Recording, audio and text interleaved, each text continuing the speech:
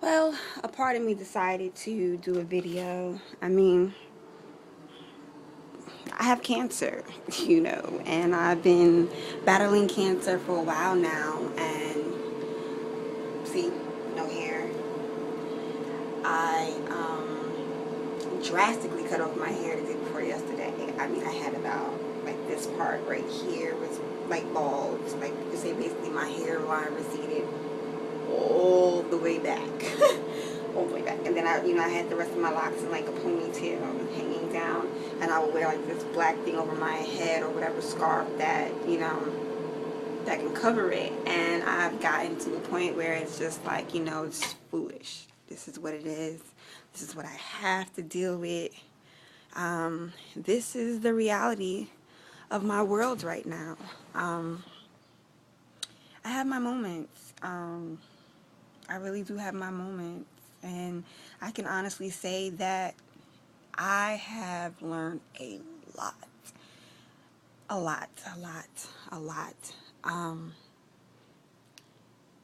During this process, I feel so alone. And what's even really fucked up is at one point at the beginning of my cancer diagnosis, I wasn't alone. But I felt really bad to have my partner, who newly became my partner at that time. And when I say nearly new, y'all, I mean like nearly new. For me to have my partner deal with me in this state, and to see their unhappiness, and to see them to be so hurt, miserable every day because I have no energy to enjoy the good things, the good stuff, the good times, to go out, to like, it's a total different ball game.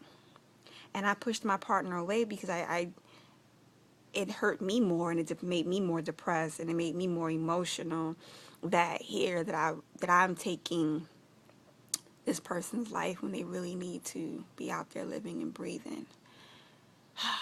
you know but now that I'm by myself, I'm alone. There are family members there, but even then with them, I'm still alone. you know I have friends and people that reach out to me and say hey and text here, but yet I still feel alone. And at the same time, I can't really begin to say how I won't feel alone, or what is it that I need to make me not feel alone. I really don't have no clue, honestly. And I'm in awe that I'm dealing with a lot of things. Like when I say I'm dealing with a lot of things, I'm dealing with a lot of things. And for me to be who I am, and for me to be who I am, and the things I've done for many people, and I'm a giving heart, a loving spirit. I go above and beyond the call of duty. For me to experience the things I'm experiencing right now, I can't begin to say how it awes me. I mean, it awes me. But I'm learning. And I'm learning. I'm listening. I'm remaining humble. And I've been saying it. To be broke, hungry, homeless, now ill.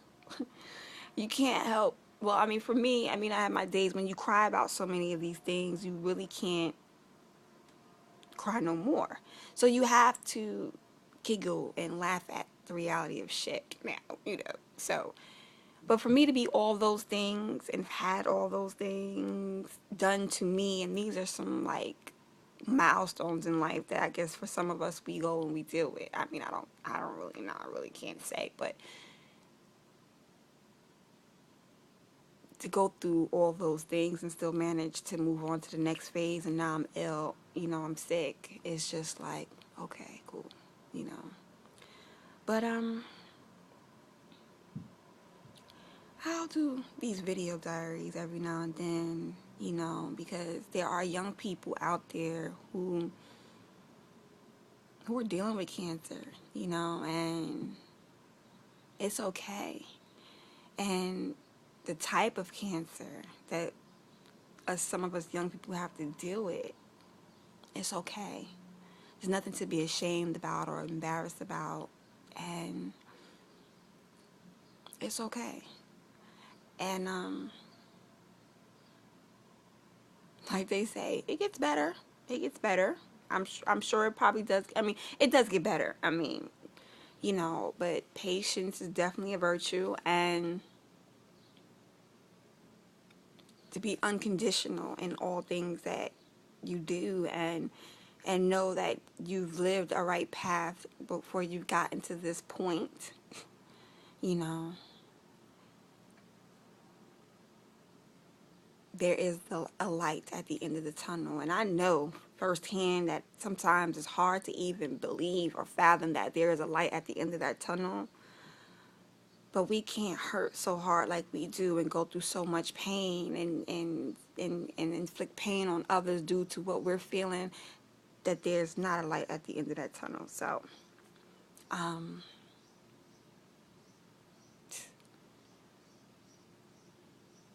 it will get better. I'm sure it will. And I even say that not only for those who may view this video, I also say it for myself, because you have to constantly repeat to yourself in your mind, regardless when you hurt, that things will get better.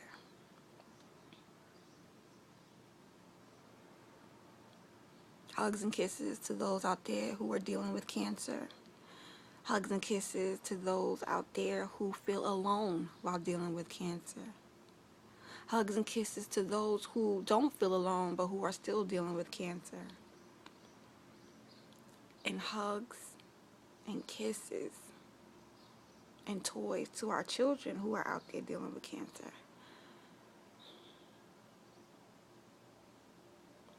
Till next time, I will make it my business to share my journey.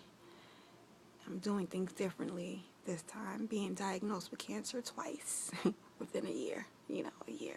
Been battling cancer now for a year. So the first time diagnosed, I really blocked a lot of people out. I pretty much hibernated. Man, talk about my mental state of mind. Ooh, talk about somebody being crazy or feeling crazy or honey, that was me, 110 and 25%. But looking and knowing the mistakes that I've made before, even pushing my partner away, and I'm learning. I am learning, and I can admit that I've made some mistakes. But this time around, I'm trying to do things totally different. Well, this is what cancer looks like. This is basically the reaction from one of the chemos that I'm on. I would pronounce these chemo names, but I really don't know how to pronounce them, and I'm not going to act like I'm a doctor. But I'm on 3 chemos initially. I think they have me on a 4th one now, since I'm a little bit further into my treatments. But this is what the chemo that I'm on has done. As you see with my hair right here. Before I cut my locks off and had a moment, I didn't have no hair up here, like right up here. It's basically like my hairline just was like receding and receding back. And then I just put my rest of my locks in a ponytail so I can just, hold on to them. Because nothing is embarrassing than having hair fall out while you are in the street, okay? Because I, too, can admit that I have laughed at women whose tracks I've seen on the floor, whose braids I've seen on the floor, because it's just like, as a woman, like, honey, no. But, I put my hair in a ponytail, and, I, left it there. And then I had a moment of an epiphany. I'll share that with y'all on the next video. But until then, new beginnings, people. New beginnings. To new beings. creating new beginnings. There's no endings. None whatsoever. No endings.